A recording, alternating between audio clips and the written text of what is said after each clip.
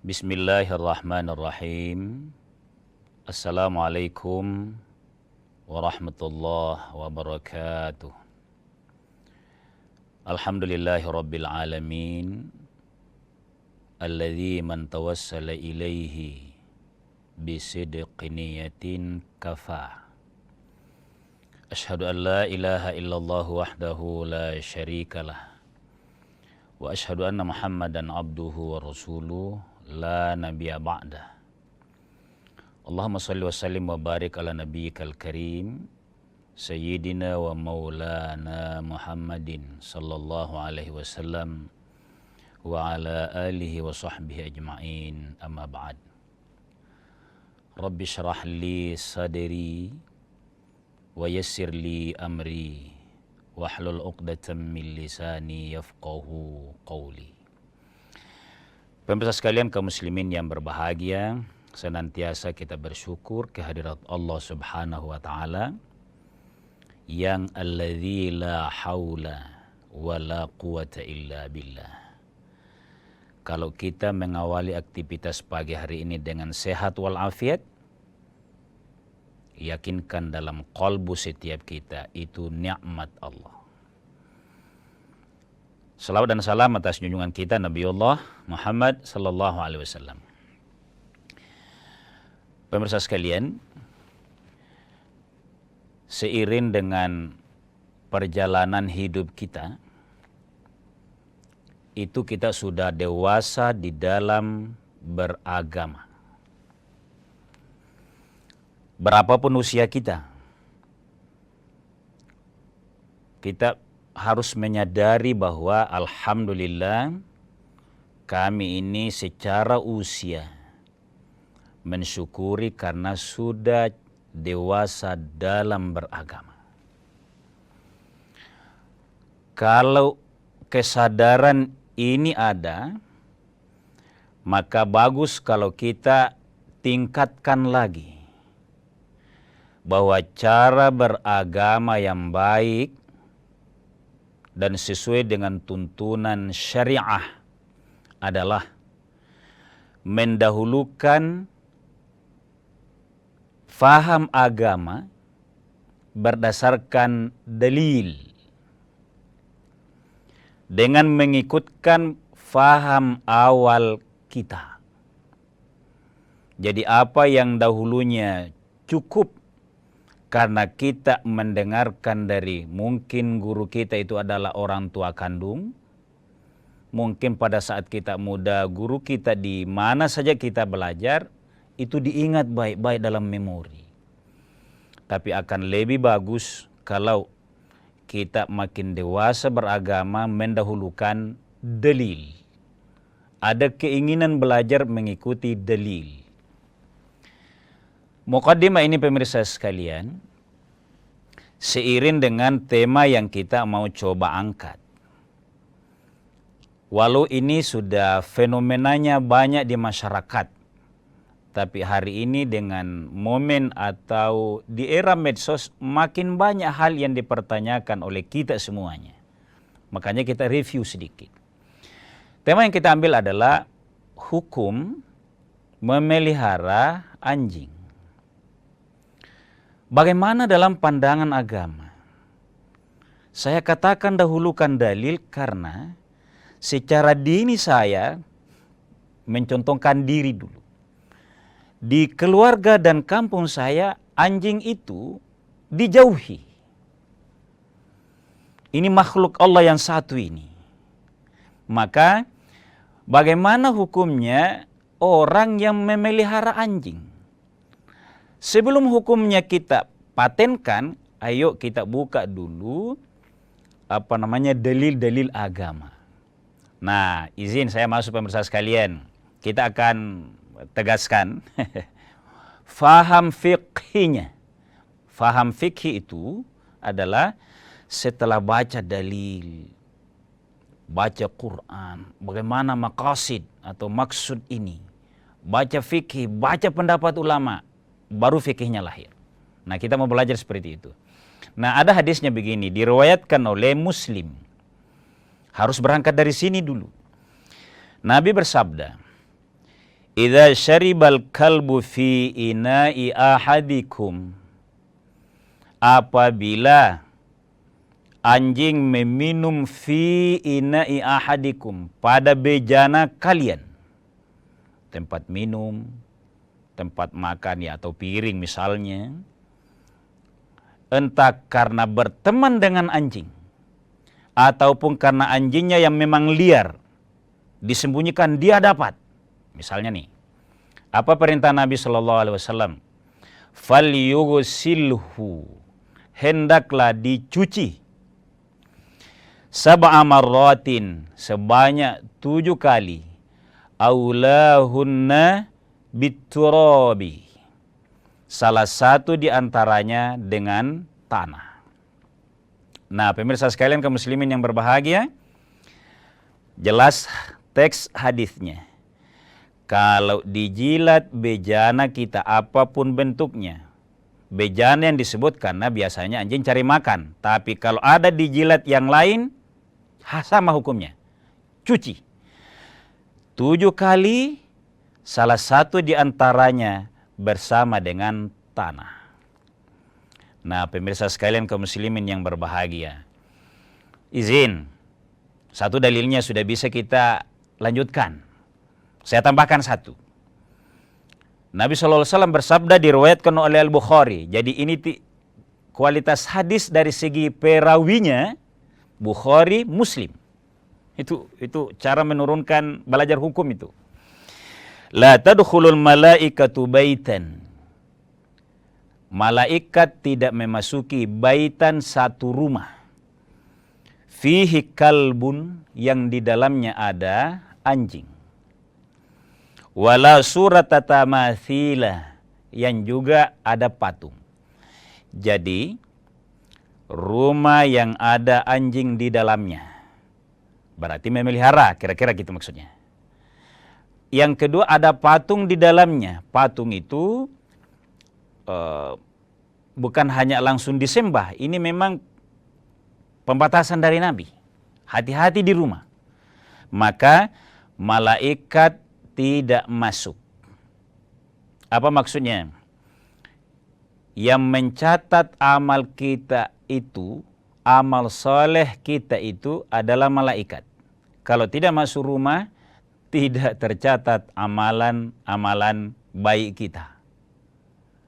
Tapi kita lanjut setelah jeda sejenak.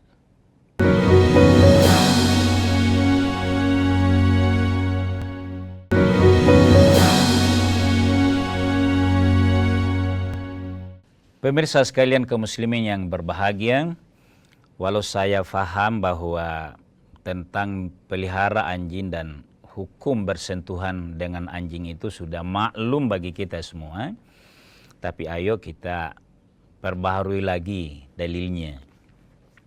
Berdasarkan 2 hadis tadi, pertama riwayat Bukhari yang intinya jilatan anjing, artinya air liur anjing harus dicuci. Yang kedua, malaikat tidak masuk ke rumah yang ada anjing di dalamnya serta ada patung. Maka, nah ini yang bagus, manhajnya atau turunannya kita ikuti. Berdasarkan 2 hadis tadi, disikapi oleh imam madhab. Imam madhab itu adalah imam yang diakui oleh ulama, disepakati bahwa ini yang mendekati fahamnya kepada Quran dan maksud Nabi dengan sabda-sabdanya. Imam Malik, Imam Syafi'i, dan Hambali. Agak kurang menonjol Imam Hanafi dalam hal menyikapi anjing ini, konteks pagi hari ini. Bagaimana cara memahaminya? Imam Syafi'i memahami bahwa kalau mencuci yang biasa, asal hilang bendanya, zatnya, baunya, rasanya, cukup 1 kali. Kalau ada kotoran yang cukup 1 kali hilang semua 3 itu, bendanya, rasanya, warnanya bersih. Tapi kalau anjing, kenapa Nabi langsung patok 7 kali? Imam Syafi'i diikuti oleh Imam Ahmad bin Hambal menegaskan najisnya. najis anjing. Lalu kalau najis maka hati-hati dalam memelihara. Saya lanjutkan pemirsa sekalian. Kalau Imam Syafi'i dan Imam Ahmad menegaskan bahwa mencucinya dan tidak masuknya ke sebuah rumah, maka dia najis dan tidak dianjurkan memelihara. Pendapat Imam Syafi'i. Ini jelas berdasarkan hadis tadi. Tapi Imam Malik, siapa itu Imam Malik? Imam Malik adalah guru langsung dari Imam Syafi'i.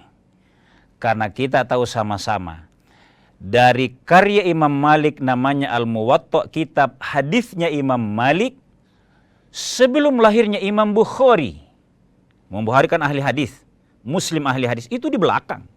Otomatis berguru secara turunan kepada Ahmad bin Hambal, Imam Syafi'i, dan Imam Malik. Imam Malik menegaskan bahwa anjing tidak najis, maka boleh dipelihara. Bagaimana sikap Imam Malik tentang mencucinya tadi? Yang kemudian oleh Imam Syafi'i ditegaskan mencucinya itu artinya karena dia najis. Lalu apa pendapat selanjutnya Imam Malik? Bahwa kalau bilang tidak najis, maka mencucinya. Ini menurut Imam Malik nih. Ayo kita buka sama-sama ke guru kita. Terutama guru-guru kita sama-sama ahli hadis di perguruan tinggi yang ada tafsir hadisnya. Menegaskan bahwa itu litta'abbudi.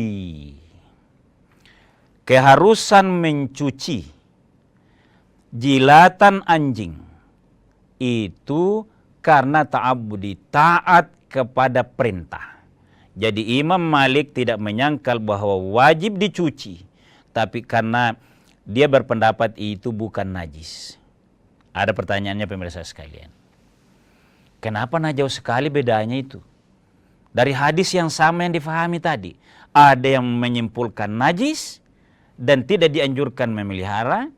Sementara ada yang memahaminya bukan najis dan mencucinya ta'abbudi, ketaatan agama. Apa alasannya Imam Malik? Nah, izin pemirsa sekalian, di awal tadi saya sudah tegaskan, ayo beragama bukan langsung mempertahankan apa yang faham kita, yang dulu dan dulu. Ayo, buka lagi dalilnya. Nah, saya bacakan pemirsa sekalian hadisnya begini. Nabi SAW bersabda, kembali diriwayatkan oleh Muslim. Muslim, Bukhari dan Muslim ini. Kenapa begini? Diriwayatkan semua.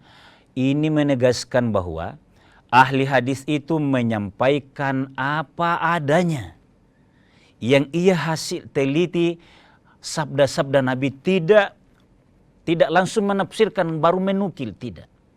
Disampaikan semuanya. Nah, hadis Nabi menegaskan begini. Maniktana kalban. Barang siapa yang memelihara, itu jelas. Yang memelihara anjing. Bikalbi soidin, laisa bikalbi soidin. Bukan untuk anjing dipakai berburu. Oh, saya pelan-pelan ini pemirsa sekalian. Wala masyatan. Masyatin bukan juga untuk menjaga.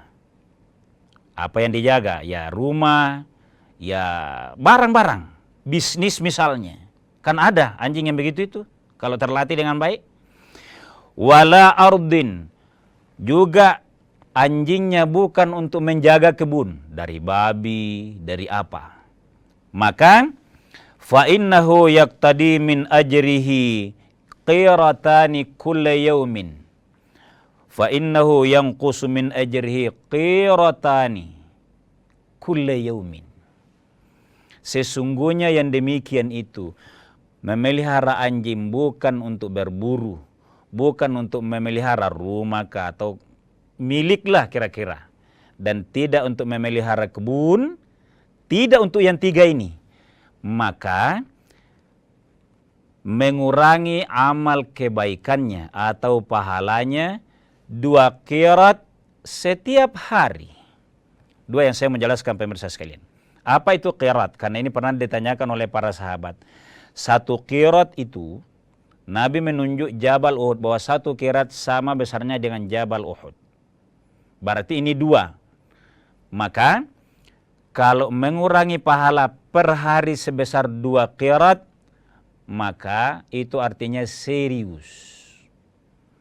Pahala yang sudah baik pun kita amalkan akan berkurang.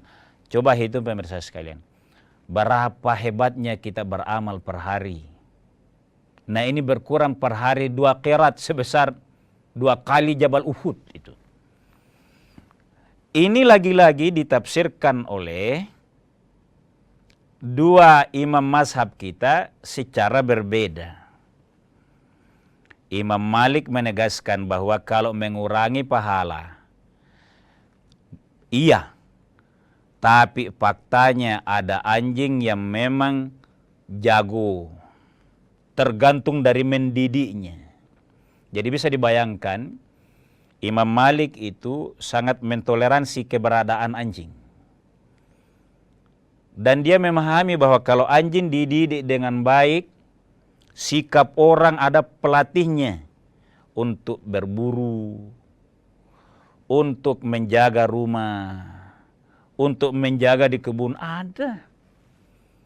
Nah kalau ada ini menyebabkan dia bilang berarti tidak najis dan boleh memelihara.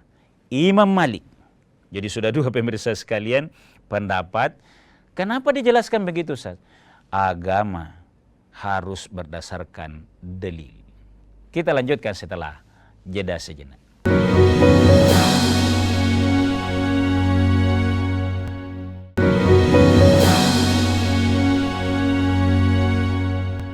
Pemirsa sekalian kaum muslimin yang dimuliakan oleh Allah Subhanahu wa taala, jadi saya tentu sangat belajar sehingga mencoba mengkomparasi 2 dalil. Karena memang beragama itu seringkali tergambar bahwa kita beragama faham boleh, bahkan boleh fanatik, asal tidak menyeberang melampaui batas lalu menghukum salah total kepada yang beda dengan kita. Sebenarnya itu maksudnya saya menjelaskan seperti ini. Nah, bagaimana supaya aman?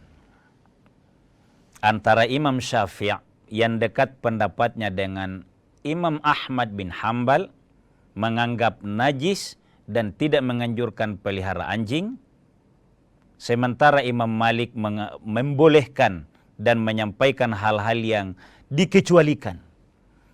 Ulama sebenarnya sepakat di sini ini. Maka untuk amannya pemirsa sekalian adalah, coba kita ilustrasikan pendapat Imam Syafi'i. Atau siapapun di antara kita yang melihat anjing.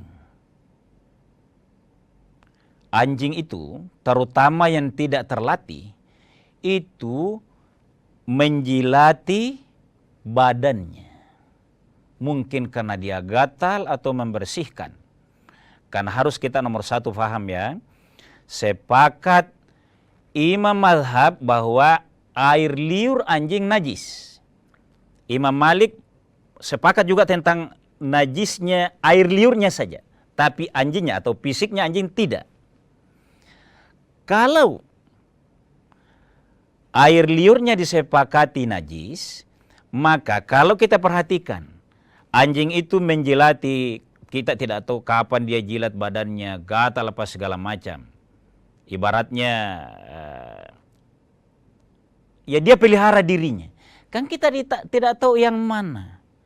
Kejelian Imam Syafi'i. Wah ini luar biasanya. Jadi ahli usul fiqh itu di antara imam mazhab dikenal ahli usul fiqh Imam Syafi'i. Sangat jeli, sangat tertib. Gitu. Menjelaskan memang hal-hal yang mungkin terjadi. Maka Imam Syafi'i menegaskan bahwa karena kita tidak tahu bagian mana yang dijilat dari badannya, dari bulunya oleh anjing itu, kita tidak tahu, maka hindari. Kelihatannya dan izin pemirsa sekalian, inilah yang mayoritas dianut faham di negeri Indonesia ini. Mayoritas. Nah, kalau saya menegaskan pendapat Imam Malik, itu hanya memoderasikan.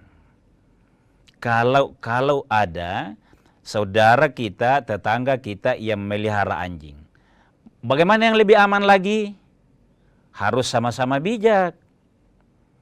Namanya melihara anjing. Kalau ada yang pelihara nih, pastikan namanya dididik. Kalau pelihara anjing di lingkungan atau di sebuah kompleks, pastikan tidak mengganggu tetangga, anak tetangga. Pastikan itu. Karena secara dalil, menurut saya tidak boleh mematok haram sama sekali. Tapi karena faktanya di negeri ini, dalam satu kompleks mungkin sekian rumah. Mungkin kalau ada satu itu sudah sangat terasa itu. Tapi yang bisa dipelihara dengan tujuan tadi, berburu, menjaga rumah, masyiatin, wa ardin, memelihara kebun. Nah, kalau di kompleks, pastikan dia aman dari anak-anak. Jangan anak-anaknya tetangga takut melawan ke anjing, malah diserang. Ini berbahaya nih. Nah, pemirsa sekalian kaum muslimin berbahagia. Jadi, secara umum di negeri kita ini itu lebih dominan kepada tidak membolehkan dan harus sangat terukur bagi memelihara anjing. Saya sebutkan dua pendapat yang agak berseberangan, walaupun dua-duanya guru. Ada enggak titik temunya? Ada. Titik temunya yang pertama, tidak saling menghukumi bahwa sama sekali tidak boleh. Yang sebaliknya juga sama sekali tidak boleh berkata, pokoknya boleh. Enggak. Harus begitu itu. Dahulukan dalil. Nah, pemirsa sekalian, ada hal yang menarik dari anjing. Kenapa anjing itu menjadi mafhum sebagai tidak baik? Asumsinya sudah terbangun begitu.